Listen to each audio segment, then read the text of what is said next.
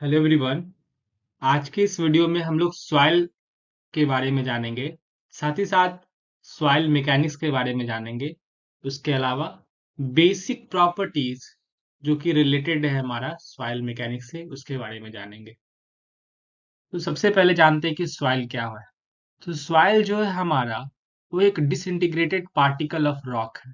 कहने का क्या मतलब है? कहने का मतलब ये है कि एक रॉक जो लगातार डिसइंटीग्रेट होते जा रहा है ड्यू टू वेरियस वेदरिंग, और उससे क्या हो रहा है कि मेरा फाइन्यूट पार्टिकल ऑब्टेन्ड हो रहा है, और उसी पार्टिकल को हम लोग कहेंगे सॉइल। तो सॉइल क्या है? तो डिसइंटीग्रेटेड पार्टिकल ऑफ रॉक है, जो कि वेदरिंग के कारण क्या हो रहा है, लगातार टूट रहा है और उसी से मेरा सॉइल बन रहा है। अगर आपको सॉइल का डेफिनेशन देखना है अलग तरीके से, तो इसका डेफिनेशन ये भी कह सकते हैं कि सॉइल जो है हमारा upper layer of the earth crust है, जो कि फेवरेबल कंडीशन प्रोवाइड करता है किसी भी प्लांट की ग्रोथ के लिए। उसी को हम लोग कहेंगे सॉइल। ठीक है। तो ये रहा मेरा सॉइल का डेफिनेशन। देखिए, एक सॉइल का जो डेफिनेशन है वो बहुत तरीके से डिफाइन किया जा सकता है। डिपेंड करता है कि आप उस सॉइल को किस तरीके से, किस नजरिए से देख रहे हैं। अगर आप एग्रीकल्चर इंजीनियर हैं तो सॉइल को आप लोग as a plant, as a growth के पर्पज से आप लोग देखिएगा। लेकिन अगर आप सिविल इंजीनियर हैं तो उस सॉइल को आप लोग एज अ बिल्डिंग के स्टेबिलिटी के लिए देखिएगा। अगर एक आप लोग आर्कियोलॉजिकल इंजीनियर हैं तो उस सॉइल को कुछ डिफरेंट अलग पर्पज से देखिएगा, जो आपका नजरिया होगा। ठीक है। तो सॉइल का डेफिनेशन एक कोई फिक्स डेफिनेशन नहीं है, it can be vary, depend करता है कि आप किस नजर से उसको देख रहे हैं। चलिए, उसके बाद टर्म है सॉइल मैकेनिक्स। क्या होता है? तो सॉइल मैकेनिक्स जो बेसिकली ब्रांच होता है सॉइल साइंस का, जिसमें हम लोग सॉइल के प्रॉपर्टीज को स्टडी करते हैं, साथ ही साथ सॉइल के बिहेवियर को स्टडी करते हैं कि सॉइल मेरा किस तरीके से बिहेव कर रहा है अंडर डिफरेंट लोडिंग कंडीशन। उसी को स्टडी करने के लिए एक सब्जेक्ट बना जिसको हम लोग सॉइल मैकेनिक्स का नाम दिए। अब सॉइल मैकेनिक्स का जो मेरा फादर है उसको कहेंगे डॉक्टर कार्ल तरजागी। डॉक्टर कार्ल तरजागी को सॉइल मैकेनिक्स का फादर कहा जाता है। ठीक। अब बेसिक टर्म जो आपको समझना है सॉइल से रिलेटेड, सबसे पहला जो होता है, एक सॉइल मास जो होता है वो बेसिकली तीन चीजों से मिलके बना होता है, या कहिए दो चीजों से मिलके बना होता है। पहला होता है सॉलिड पार्टिकल, दूसरा होता है वॉइड, जिसको हम लोग पोरस स्ट्रक्चर कहते हैं। और किसी भी सॉइल के अंदर ये जो मेरा वॉइड होता है, ये आइदर एयर से फिल होगा या फिर वाटर से फिल होगा। इसका मतलब हम कह सकते हैं कि एक सॉइल जो है मेनली तीन चीजों के साथ मिलकर बना है: एयर, वाटर, सॉइल सॉलिड। और जो उसका वॉइड होता है उसमें या तो मेरा एयर होगा, या तो मेरा वाटर होगा, या तो मेरा दोनों होगा। इसीलिए सॉइल जो है दो फेज या थ्री फेज सिस्टम में एग्जिस्ट कर सकता है। टू फेज सिस्टम क्या होता है?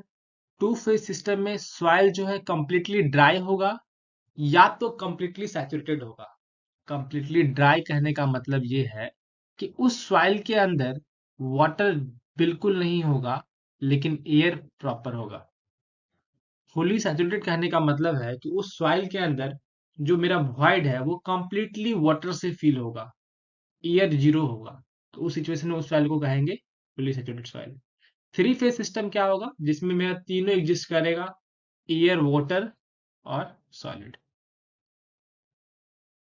जैसा कि आप यहाँ देख सकते हैं कि ये मेरा थ्री फेज सिस्टम है, यहाँ पे सॉलिड भी है, एयर भी है, वाटर भी है। इसलिए इसको पार्सली सैचुरेटेड सॉइल कहें या पार्सली ड्राई सॉइल कहेंगे। लेकिन टू फेज सिस्टम में क्या होगा? अगर हम सॉइल को ड्राई कर देते हैं तो ड्राई करने पे क्या होगा? वाटर बिल्कुल रिमूव हो जाएगा। तो सॉइल में दो ही चीज होगा, या तो मेरा एयर होगा या तो मेरा वाटर होगा। इसीलिए इसको टू फेज सिस्टम कहेंगे। या फिर ये भी कर सकते हैं कि सॉइल को अंदर जो मेरा एयर है उसी को रिमूव कर दे, उसको रिमूव करने के लिए और इसमें एक्स्ट्रा वाटर ऐड कर देंगे, और एक्स्ट्रा वाटर ऐड कर देंगे, ताकि उसका जितना वॉल्यूम ऑफ वॉइड है वो सारा वॉल्यूम ऑफ वाटर से क्या हो जाए, फिल हो जाए। तो इस सिचुएशन में भी मेरा सॉइल जो है वो दो फेज सिस्टम में आपको देखने को मिलेगा। जैसा कि आप देख पा रहे हैं, इस फेज को कहते हैं फुल्ली सैचुरेटेड सॉइल, इसको बोलेंगे ड्राई सॉइल। आई होप कि आप समझ गए होंगे। अब किसी सॉइल का टोटल वेट अगर हमको निकालना है तो क्या होगा, weight of solid, wait of water plus weight of air.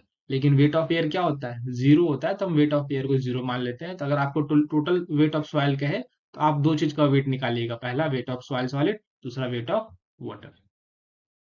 दूसरा, अगर टोटल वॉल्यूम ऑफ सॉइल मास पूछे तो उसमें तीन वॉल्यूम इंक्लूड होगा, volume of soil solid, volume of water और वॉल्यूम ऑफ एयर। अगर आपसे कोई पूछे कि टोटल वॉल्यूम क्या होगा, तो हम तीनों वॉल्यूम तो हम अगर ऐड कर देंगे तो वही क्या कहलाएगा, volume, total volume of soil mass. Now different properties को देखते हैं। सबसे पहला जो है वो है वाटर कंटेंट। वाटर कंटेंट क्या होता है, ये रेशियो होता है वेट ऑफ वाटर का to the weight of soil solid. मतलब ये बतलाता है कि वाटर का वेट कितना है as compare to soil solid, इसी को क्या बोलेंगे, वाटर कंटेंट। दूसरा जो डेफिनेशन है वो है मेरा वॉइड रेशियो। वॉइड रेशियो क्या होता है, वॉइड रेशियो जो होता है वो रेशियो होता है बिटवीन वॉल्यूम ऑफ वॉइड और between volume of soil solid, इसी को क्या बोलेंगे, वॉइड रेशियो। तो E is equal to volume of void to the volume of soil solid. अगर परसेंटेज में निकालना है तो 100 से मल्टीप्लाई कर देंगे। तो तीसरा टर्म है वो है पोरोसिटी। पोरोसिटी जो है वो सॉइल के अंदर वॉल्यूम ऑफ वाइड बतलाता है कि कितना मेरा वॉल्यूम ऑफ वॉइड है with respect to total volume. इसीलिए इसका जो रेशियो होता है वो volume of void to the total volume होता है।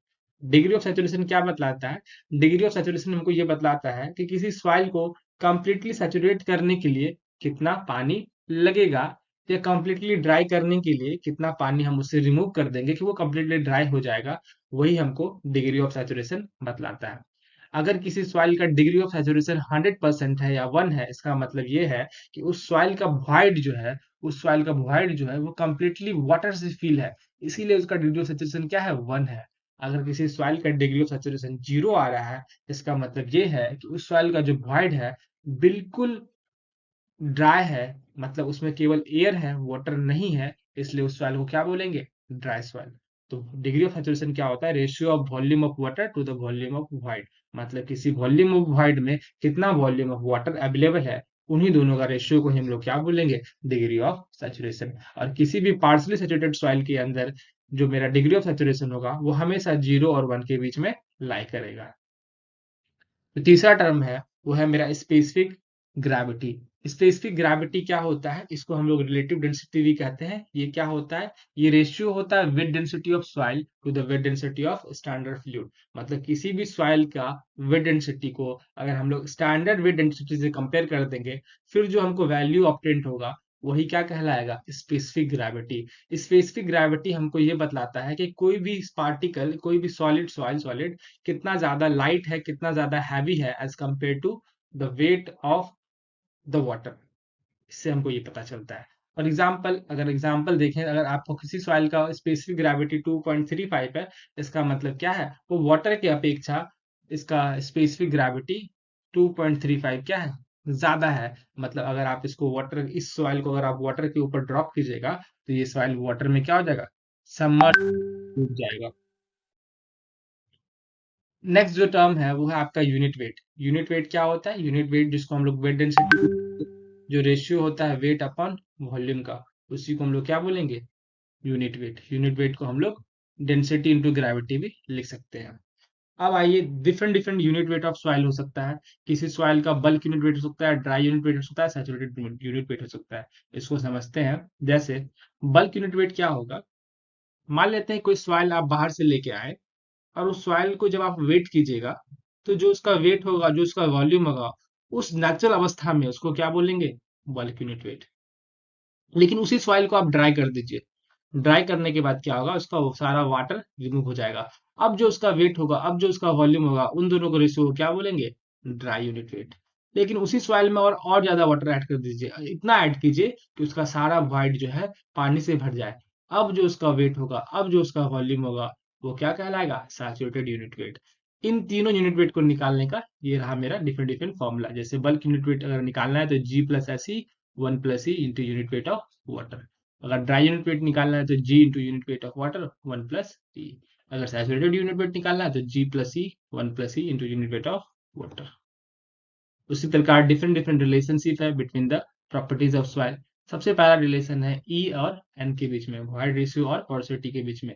अगर आपको वॉइड रेशियो निकालना है, अगर आपको पोरोसिटी पता है तो आप उससे वॉइड रेशियो आराम से निकाल सकते हैं। अगर आपको पोरोसिटी निकालना है, वॉइड रेशियो पता है तो उससे आप पोरोसिटी आराम से निकाल सकते हैं।